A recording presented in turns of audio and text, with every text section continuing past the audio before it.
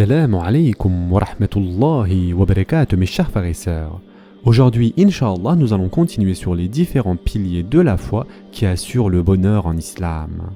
Mes chers frères et sœurs en islam, le deuxième pilier, c'est de croire aux anges qui appartiennent au monde invisible.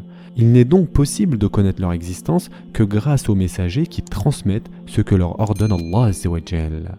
Les anges sont chargés d'accomplir des missions qu'Allah subhanahu wa ta'ala leur confie et c'est par leur intermédiaire que parvient le message qui apporte le véritable bonheur sur terre. L'ange chargé de transmettre les messages aux messagers est Jibril alayhi salam, c'est-à-dire Gabriel, et les messagers sont chargés à leur tour de transmettre ces messages aux humains. Et Allah subhanahu wa ta'ala dit à ce propos: ô les croyants, soyez fermes en votre foi en Allah, en son messager, au livre qu'il a fait descendre sur son messager et au livre qu'il a fait descendre avant. Quiconque ne croit pas en Allah, en ses anges, en ses livres, en ses messagers et au jour dernier, s'égare loin dans l'égarement. Surat An-Nisa, verset 136. Le troisième pilier consiste à croire au livre qu'Allah Azza wa Jal révéla. Et ceci représente la règle de conduite que doit observer le musulman au cours de sa vie et dont il tire sa nourriture spirituelle qui consiste en les bonnes œuvres ainsi que les adorations spirituelles ou physiques. C'est en mettant en application ce que contiennent ces livres que l'on obtient la stabilité sociale ainsi que la sécurité individuelle, économique et intellectuelle conformément au verset dans lequel Allah subhanahu wa ta'ala dit « Quiconque, mâle ou femelle, fait une bonne œuvre tout en étant croyant, nous lui ferons vivre une bonne vie, et nous les récompenserons certes en fonction des meilleures de leurs actions. » Surat An-Nahl, verset 97. Mes chers frères et sœurs, une bonne vie sous tous les aspects, car les bonnes œuvres constituent la nourriture spirituelle qui apporte le bonheur et chasse le chagrin et la tristesse. Et en effet, Allah Azza wa Jal dit dans le Coran: ceux qui ont cru, ceux qui se sont judaïsés, les sabéens et les chrétiens, ceux parmi eux qui croient en Allah, au jour dernier, et qui accomplissent les bonnes œuvres, pas de crainte sur eux, et ils ne seront point affligés. Surat Al-Ma'ida, verset 69.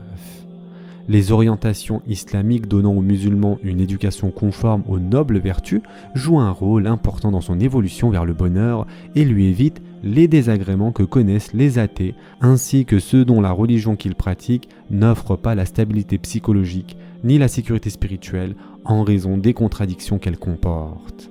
Parmi ces orientations, mes chers frères et sœurs, il y a l'amour d'Allah Azza wa Jal et de son messager sallallahu alayhi wa sallam qui motive le musulman à sacrifier tout ce qu'il possède pour mériter cet amour, même sa vie. Ce sacrifice est un bonheur inégalable tant que l'on recherche à travers lui à gagner la satisfaction de celui qu'on aime.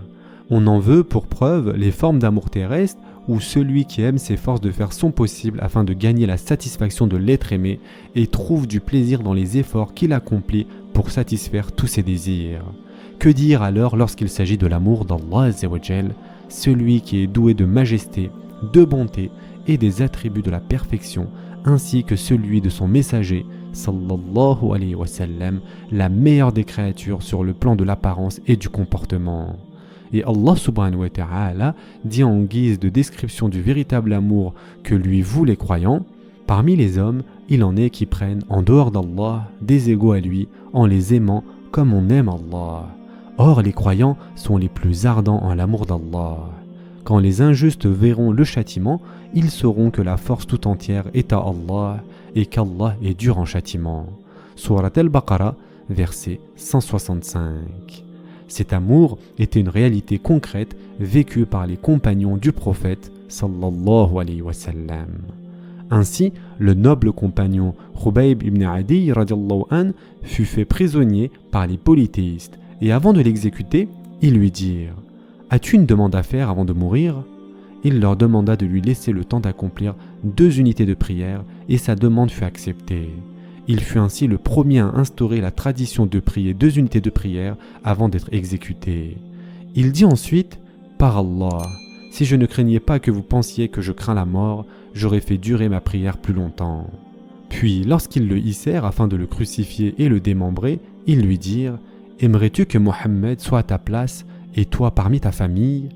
Il leur répondit alors, « Par Allah, je n'aimerais pas qu'une épine pique le prophète parmi sa famille, alors que je suis ici sur le point d'être exécuté. » Mes chers frères et sœurs, ainsi le malheureux est celui qui préfère sa passion et ses désirs au détriment de l'amour, de la satisfaction d'Allah Azza wa Jal.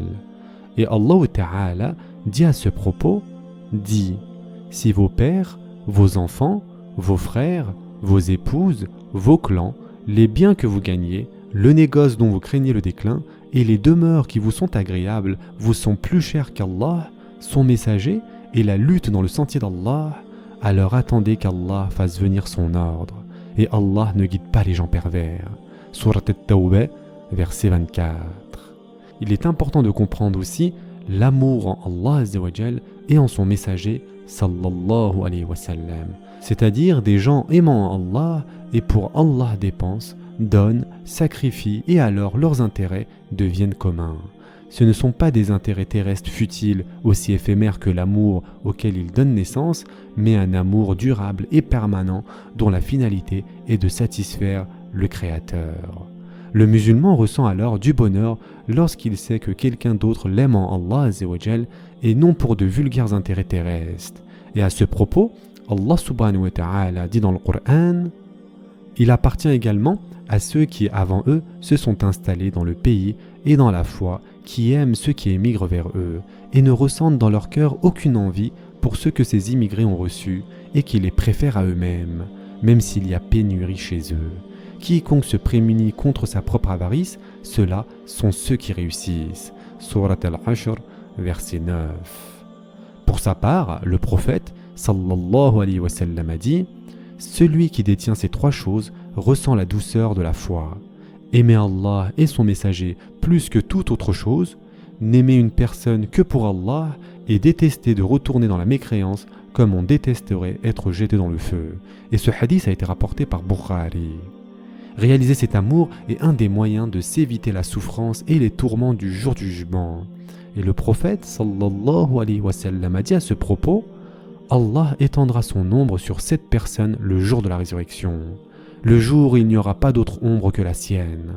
Un chef juste, un jeune homme qui a grandi dans l'obéissance d'Allah, un homme dont le cœur est attaché aux mosquées, deux hommes qui s'aimaient en Allah, se rencontrent dans son amour et se séparent dans son amour, un homme qui fut tenté par une femme de haut rang et qui dit « Je crains Allah », un homme qui fait l'aumône à un tel point que sa main gauche ne sait pas ce qu'a fait sa main droite, et un homme dont les larmes débordent de ses yeux alors qu'il évoque Allah dans sa solitude.